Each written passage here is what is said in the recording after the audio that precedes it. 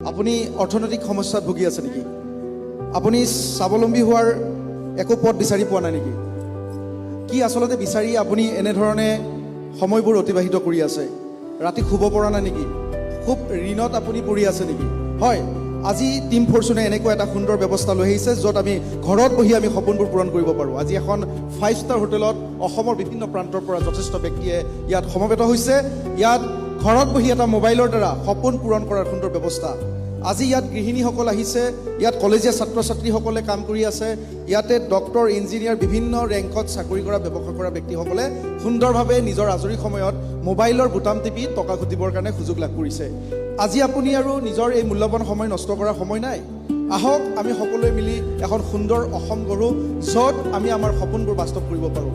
যদি আপুনি সঁচাকৈ নিজৰ জীৱনৰ সপোনবোৰ বাস্তৱ কৰিব খোজে তেতিয়াহ'লে টিম ফৰ্চুনে আপোনাক এখন ধুনীয়া প্লেটফৰ্ম আগবঢ়াই দিছে য'ত 3 দিনীয়া এটা বিশেষ প্ৰশিক্ষণে আপোনাৰ সপোন বাস্তৱ কৰাত সহায় কৰিব। তলত দিয়া হোৱাটছআপত যোগাযোগ ৰাখিব। যাৰ জৰিয়তে এই ভিডিঅ'টো দেখিছে তেওঁক তাৎক্ষণিকভাৱে যোগাযোগ কৰক আৰু আপুনি আপোনাৰ সপোনবোৰ বাস্তৱ কৰক। আজিৰ ভিডিঅ'টো ইমানেই। ধন্যবাদ।